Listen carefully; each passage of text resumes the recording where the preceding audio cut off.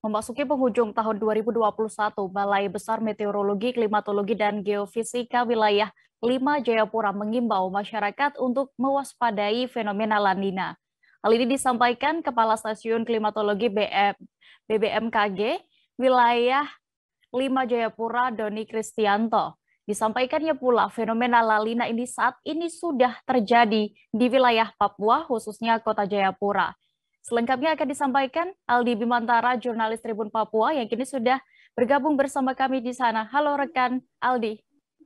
Ya, halo Dea dan juga Tribuners. Memang benar sekali dilaporkan dari Jayapura, Papua. Ini informasi peringatan dari Balai Besar Meteorologi, Klimatologi, dan Geofisika BBMKG Wilayah 5 Jayapura, di mana ini pihak BBMKG Wilayah 5 Jayapura mengimbau masyarakat Papua, khususnya yang ada di kota Jayapura, untuk mewaspadai fenomena La Nina memasuki penghujung akhir tahun 2021 menuju ke 2022.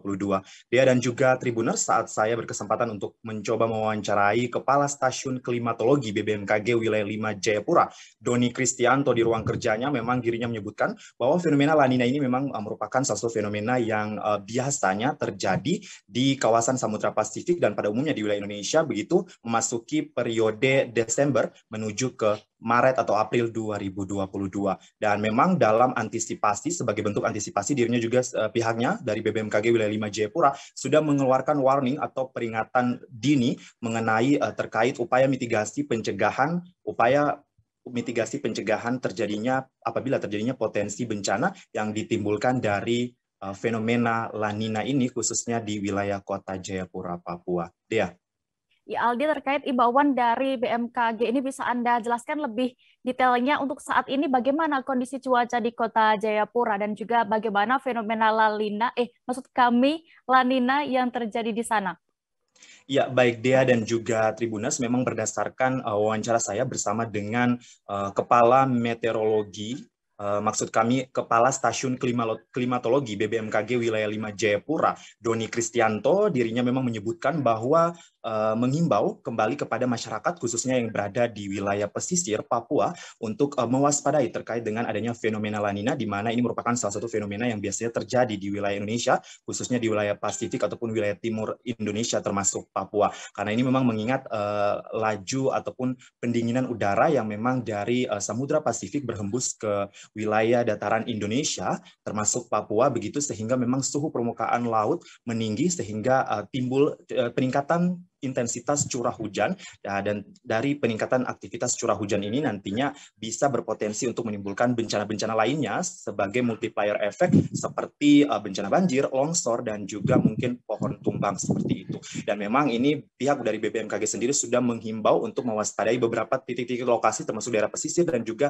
daerah potensi longsor khususnya yang ada di kota Jayapura. Dea.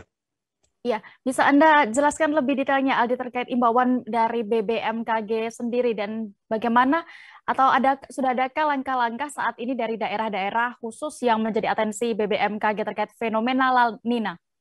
Baik, Dia, memang tepat sekali. Memang himbauan khusus dari Kepala Stasiun Klimatologi BBMKG Wilayah 5 Jayapura, Doni Kristianto, di Jayapura yang pada saat ini kami temui, memang dirinya atau pihaknya menghimbau bahwa khususnya bagi para masyarakat yang berprofesi sebagai nelayan di kawasan pesisir Jayapura dan juga Serui, kemudian Biak, ini untuk selalu mewaspadai fenomena La Nina, karena memang adanya aktivitas peningkatan gelombang laut, begitu sehingga agak sulit memprediksikannya, namun memang pihaknya terus menghimbau dan memberikan sosialisasi kepada nelayan sebagai salah satu profesi yang cukup rentan begitu terkait dengan fenomena La Nina ini mengenai aktivitas gelombang laut. Dirinya juga menghimbau bagi masyarakat untuk bisa mengecek atau memeriksa secara rutin di situs BBMKG Wilayah 5 Jayapura terkait aktivitas curah hujan, aktivitas gelombang laut ataupun permukaan laut bagi para nelayan yang ingin melaut di penghujung tahun ini. Dea.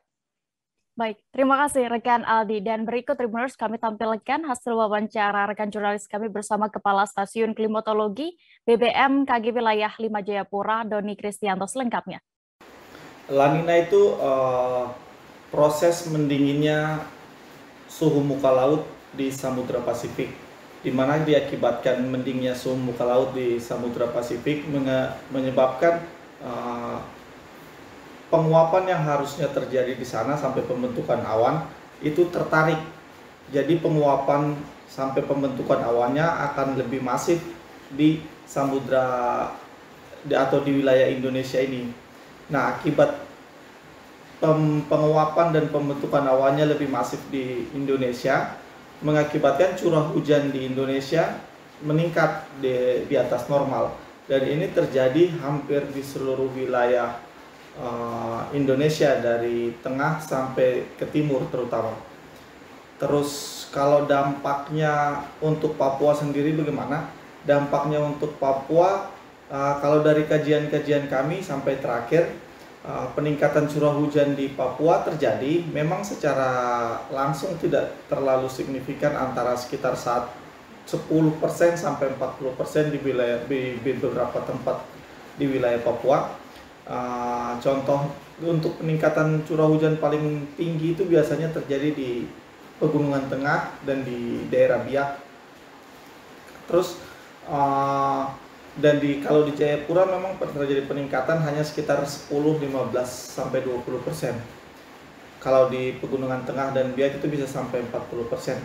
Dan hal ini kalau dari pantauan kami, pendinginan suhu di muka laut Pasifik sana itu sudah terjadi sekitar awal November dan diperkirakan akan berakhir nanti sampai bulan 4 2022. Jadi kebetulan bertepatan dengan musim hujan 2021-2022. Terima kasih sudah nonton. Jangan lupa like, subscribe, dan share ya.